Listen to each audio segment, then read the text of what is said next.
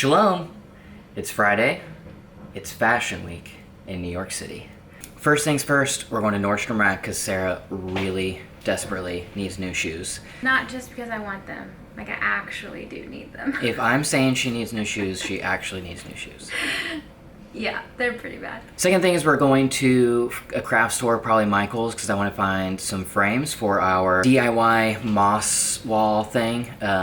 I want to figure that out. And then also going to go to B&H and get an ND filter for my other camera because I have a video shoot tomorrow that I think I'm probably going to need it for. And then also we're just going to walk to those places because it's New York Fashion Week. The streets are just, it's a different vibe. New York Fashion Week is a different vibe than New York regular. Like, so many good outfits on the streets and all these beautiful people, and it's a good vibe. I'm excited about it. So gonna walk the streets so we can take some photos and enjoy the people watching. Yeah. So first, food.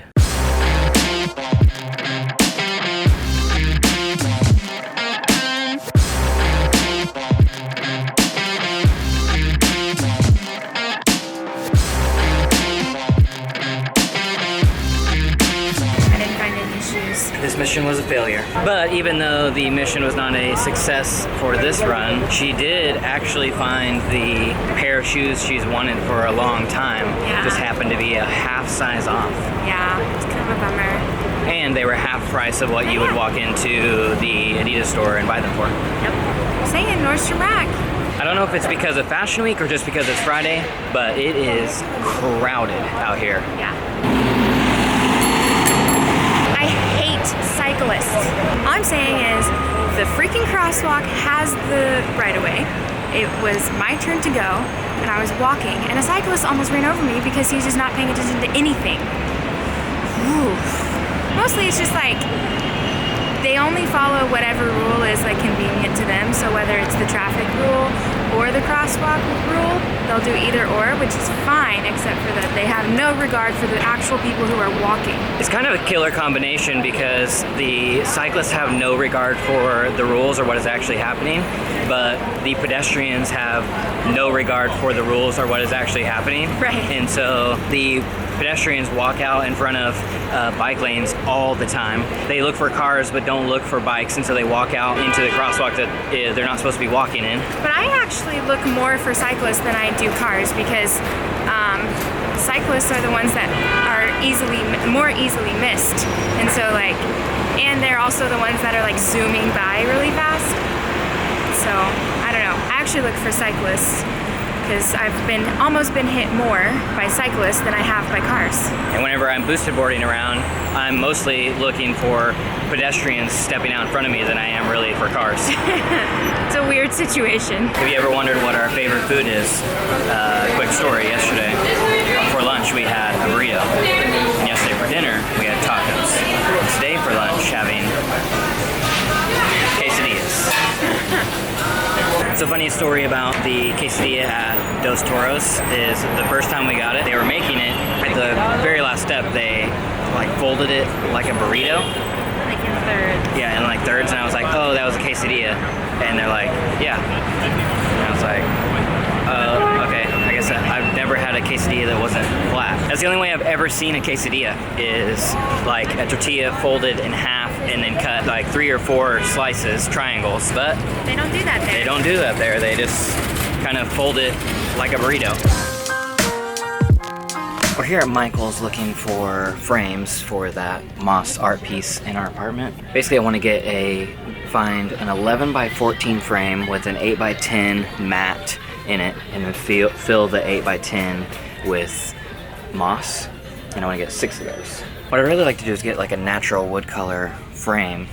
I think that would look nice on the white. But that is proving to be the hardest part. Didn't find natural wood, but found whitewashed wood, which is the next best thing. I had to make sure that we didn't lose them. They're 70% off. Okay, so we did find a wood, but it looks like there's only 2 of them. So we may end up going with the whitewashed wood anyway. But I kind of like the whitewashed. I like the whitewashed too. Sarah's gonna double check the wood while I guard these 70% off whitewashed ones with my life. So I was planning on doing 6, but we just laid them out, and it looks like 4 would actually be plenty big enough. 6 would probably be a little overwhelming. Plus it saves us some money. Going to go ahead and check here and see if they have the moss that we need. It smells like fall. Cinnamon, mainly. They do have moss. Good job, Michaels. We might be able to get everything for this project here. And lastly, we just need a hot glue gun and hot glue. Pro tip from Michaels and Hobby Lobby, always look on their website because there's pretty much always a 40 to 60% off coupon on the homepage. This mission was a success. Got A good success. everything we need. I thought we were only going to get the frames here, but we got the frames, the moss, the hot glue, and total it was $85 after the frames being 70% off and after the 40% off coupon on their website. Next mission is to walk to B&H Photo to get a variable ND filter for my camera, but that is a mile walk, and we have all the stuff we just bought, so we'll see how we do.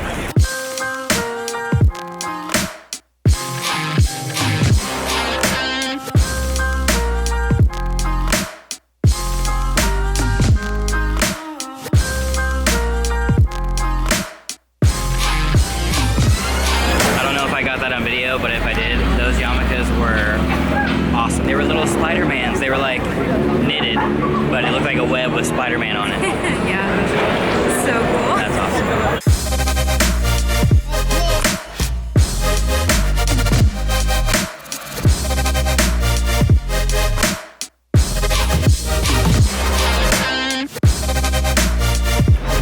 It's places like this that really make me love New York even more. Like when you just stumble upon a little square where people can eat outside and play ping pong and chess and stuff.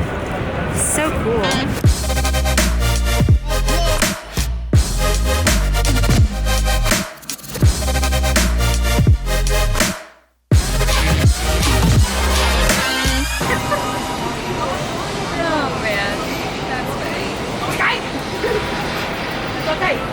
Just walked a mile carrying this crap. Showed up to B&H and they're closed because B&H is a Jewish business. So they actually close for Sabbath. Shabbat Shalom.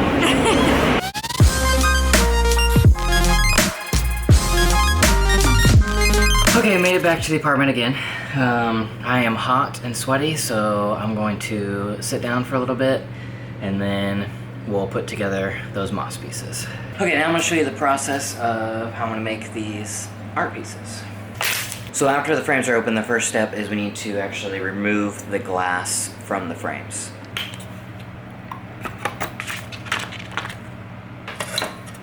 Then you wanna reassemble the frame just without the glass in there, so matte and then the backing.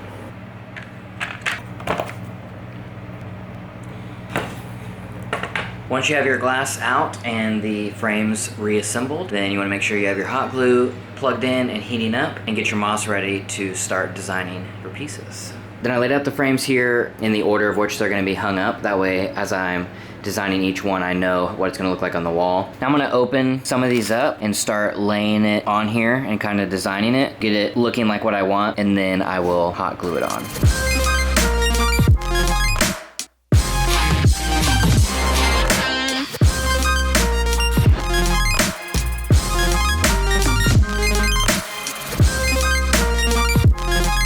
Then after you have your piece designed, you can just go back and hot glue it down, just move pieces out of the way, hot glue it down to the cardboard, and the pieces that are stacked on top of each other like this, just put a little piece of hot glue on here, and then just stick it down. So we bought enough that we easily could have done 6 total, because we bought 1 big bag of the kind of the darker moss, and then we bought 4 smaller bags of different varieties. So with all that, you could easily make 6. Now we have all of them glued on. It took a while to actually get it all glued on there. It took longer than probably what it would if we wouldn't have bought a $3 glue gun. So if you have to buy a glue gun, I would recommend maybe getting like a $6 glue gun instead of a $3. The next step is gonna be hanging them on the wall. I'm not gonna do that until tomorrow. So we'll just pick this up tomorrow whenever I'm ready to hang them. Okay, we're back, it's the next day, and now I'm going to hang the art pieces on the wall. So the plan is to hang them here in a grid of 1, 2, 3, 4, like that. So the first thing I'm gonna do is measure the area and then mark the middle with painter's tape. Now I'm gonna eyeball how high, low, and how far apart I want each one of them, and then I can measure where to actually put the nail. Okay, so we decided to do 3 inches apart and for the height to be in the middle of this picture on this wall. So I'm gonna measure the ceiling to the middle of this picture, and then I can mark the center over here. Okay, now I have the exact center marked on the wall. That should be the center of the grid. So I put a piece of painter's tape on the top of the frame and then brought it down to where the hanger is and then marked exactly where the nail hole needs to go.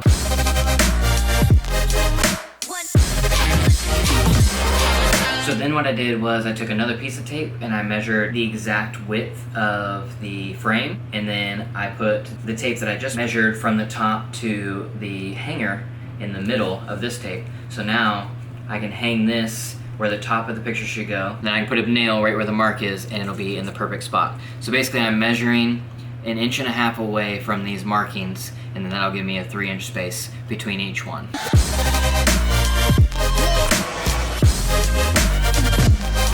And here they are all together. They're all hung in a perfect grid with 3-inch space in between them. Well, I hope you enjoyed that. I enjoyed making them. Really easy project to do on your own. We did all of this for $85, and we could have saved a little bit more money because we didn't need one of the $8 bags of moss, and we probably could have got by without buying the big bag either if they had smaller bags. I don't remember if they did or not. Thanks for watching. If you like this video, hit the like button. If this is your first time here, we do videos every Monday, Wednesday, Friday, so subscribe so you can see our latest vlog, tech review, DIY project, whatever ends up happening. Thanks for watching again, and we'll see you in the next one.